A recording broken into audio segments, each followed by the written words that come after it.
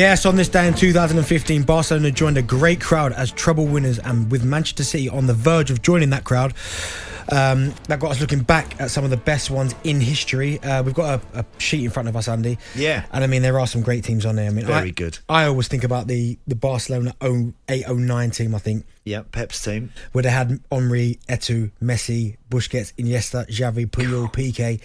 Yeah. They won La Liga, Copa del Rey and the Champions League. That's the one I can remember and think, wow. I think they might have even been a bit better after that as well. Yeah, I mean, that particular team was unbelievable. There were so many phenomenal players in there, match winners, brilliant footballers, super intelligent players, durable guys. That team had absolutely everything that is required in it. But I'm looking down this list. We've got Barcelona 08, 09. We've got Inter 09 and 10 with Jose.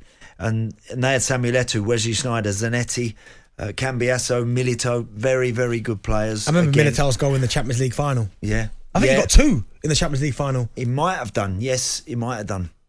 But again, Jose had the great ability at that time, didn't he? To absolutely, as he always tries to. I mean, now it's gone.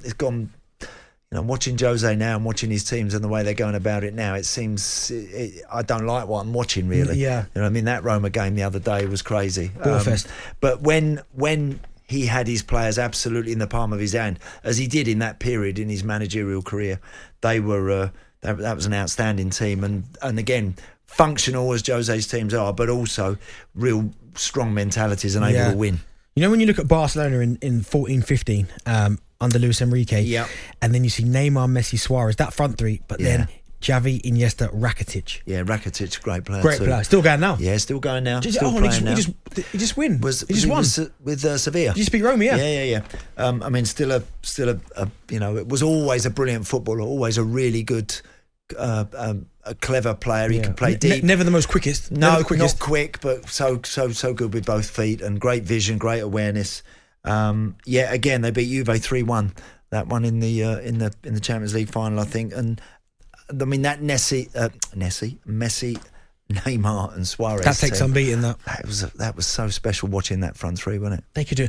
I mean, you go back to the PSG game where they were down. What was they lost 4-5-0 first leg, come back and win that game. Remember that? Yeah, I do remember that very well, Darren. That was like an absolutely bonkers night, wasn't it? It was just incredible. That I remember. PSG had a couple of chances that night to literally put the tie. I think Di Maria tried a little stupid scoop. I think Cavani went through 1-on-1 with a goalie and missed a chance. And you know, it could have been completely out of sight, way beyond anything that Barca could have imagined. But for them to turn that round and win it was 6-1, wasn't it? I think in the end, which was pretty astonishing. Bayern as well, of course, have always been there or thereabouts in the Champions League, and some of their teams, the 12-13 team with Jupp Heynckes, with Robben and Ribéry on either flank, they were always so good. Mario Gomez was up front, Bastian Schweinsteiger, Neuer, of course David Alaba, who's still playing now at Madrid, Philipp Lahm and Jerome Boateng. All of those boys, again, those players are phenomenal players. They really are, and a lot of them are still playing. But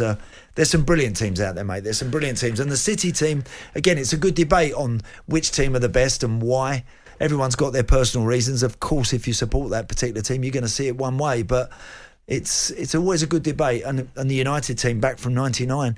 Throwing them into the pot as well, it's not easy to come out with someone sitting on top of that lot. Absolutely. Well, Manchester City boss Pep Guardiola has been speaking ahead of his side's Champions League final against Inter Milan this Saturday, live on talkSPORT, which could see them crowned treble winners. He said he doesn't care who wants them to win and who doesn't. Some people want, some people don't. Friends of us or club like we are sympathetic, I'm pretty sure they want it, and other clubs they don't want it at all. So, but it's normal, so it's not a problem. We have to play a game. It's the last game of the season, so the team who's going to win will be the crown. So we'll be champion, and it's about what you have to do to beat Inter de Milan. This is the point, and after the consequences, we'll see. So, Andy, I'm going to put you on the spot straight away. So you got, if they do beat Inter Milan, I know we're maybe predicting the future, but they do win, which I expect them to do. Them or the 99 team? Well, the 99 team, let's be honest, in the final, they didn't play as well as they could. They were without Keno and Scholes, weren't they? Yeah. look, they pinched it, they nicked it really at the end of the day. Bayern had chances that night to maybe put the tie beyond United. I think they hit the bar, came close, but look, ultimately United had played a lot better along the way, but managed to hang in there, as that team was always capable of doing. Always.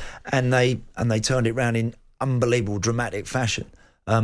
If City beat Inter playing like they did against Real Madrid, then they will have completely owned this competition this time round, won't they?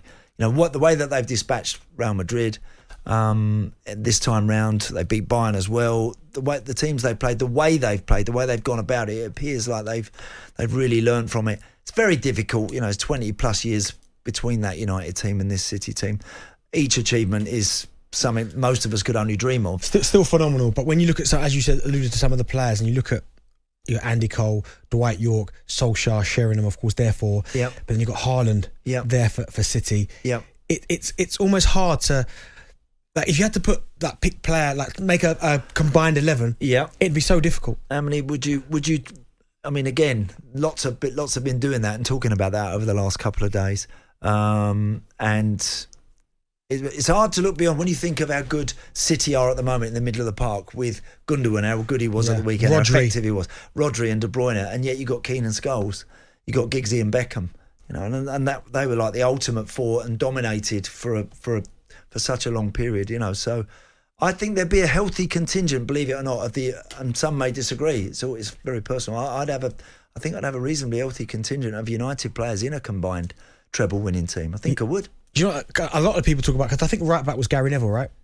Probably, yes. So a lot of people will say, I would, in my opinion, Kyle Walker's the best right back in Premier League history, right? So I wouldn't necessarily argue with that, Darren. But do you know what? A lot of people would say, but for Gary Neville, the game's different back then, which I totally get. In what way? They'll say that, well, because the way Kyle Walker plays in this Manchester City side, the way G Neville was asked to just basically back up Beckham, it's completely different. He could get beyond him, though. Gary Neville could always get beyond, would always try and get beyond Beckham and stand crosses up and clip something into the box. He was always willing and game to do that. Kyle's sort of an exceptional player because he is super strong and blessed with incredible pace. And looks, by the way, there's no sign of him slowing up at all, is there? How old is he now? What is he now, Benty? 32, 33, I think. Must be 32. And there's no real you don't look at him and think, I've seen a change there over the last. I don't see it. No. I mean, every time he runs shoulder to shoulder with Vinicius and saw him off, didn't he, when he had to. Vinicius didn't want any part of that afterwards. And so he's actually another player that I think with age has got better. Yeah. I think his understanding of the game, his decision-making is better now. His defensive work, covering. Years ago, he was always prone to be a bit dreamy and ball-watching on the back post, Kyle, and could get done, and teams could get in against him when they shouldn't be able to. No. Whereas that kind of, he's eliminated all that now, and he's, again, one of those players that whoever comes up against him, he seems to have the measure of them. talkSPORT Drive with Andy Goldstein. Monday to Friday afternoon from 4 on AM, on DAB, via the talkSPORT app and on your smart speaker. talkSPORT.